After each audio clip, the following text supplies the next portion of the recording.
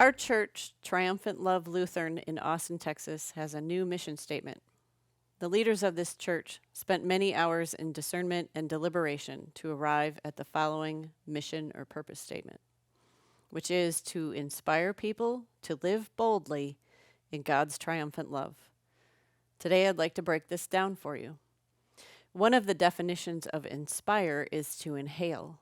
It refers to the breath of God, to be more specific. In the Bible, the Hebrew word ruach means spirit, breath, or wind.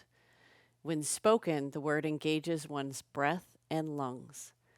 The first mention of this word in the Bible is in the very first chapter of Genesis, when the Spirit of God, ruach, was hovering over the surface of the waters, about to start creating.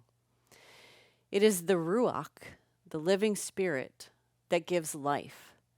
It is intangible but present, and also signifies consciousness and creative vitality that is unique to human creation. Humans bear the image of God, which separates us from the animal kingdom. In Ezekiel 37, ruach gave life to the dry bones that Ezekiel saw in his vision. Once the words are spoken over them, the bones come to life and grow muscle, tendon, ligaments, and flesh. In this case, it is the ruach, the breath of God, which gives life where previously there was none. So we want to inspire people to inhale that breath of God, to live boldly in God's triumphant love. When crafting this mission statement, the church leaders deliberated for a long time on the word boldly. They asked, are we sure we want to live boldly? I mean, we are Lutherans after all. We're considered the frozen chosen. We're not exactly charismatic or flamboyant. Some among us weren't sure we really wanted to be bold.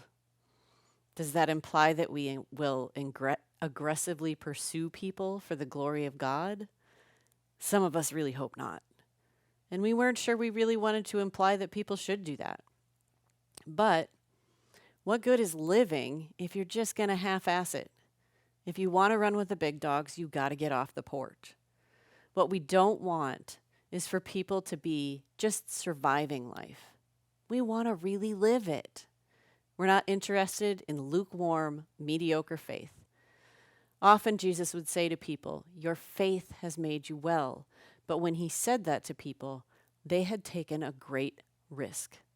In fact, they had challenged the status quo, like the woman who said that even the dogs eat the scraps under the table.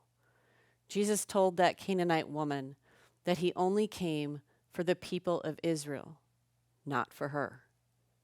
Which makes me wonder if Jesus might have been a little crabby that day. But that woman did not back down.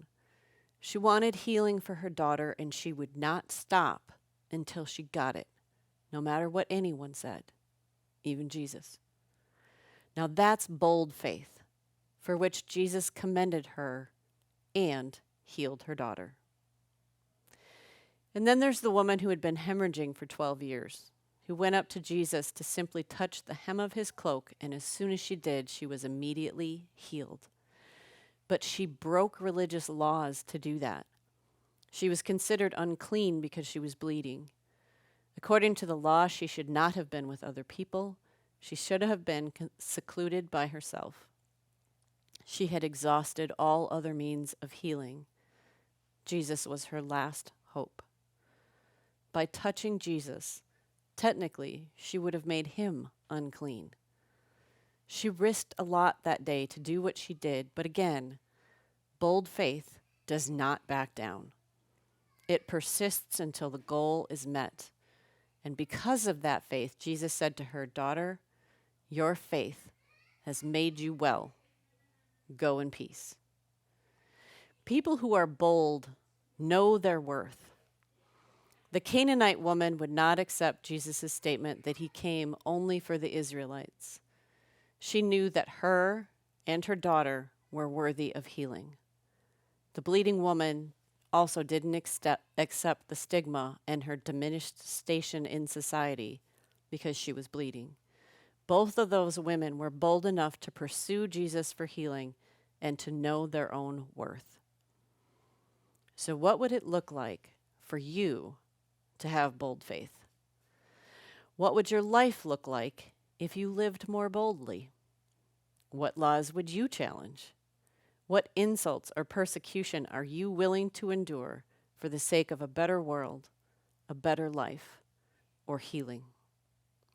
To what length would you go to own your own worth? Jesus said he came so that we might have life and have it abundantly. What does abundant life look like and feel like to you?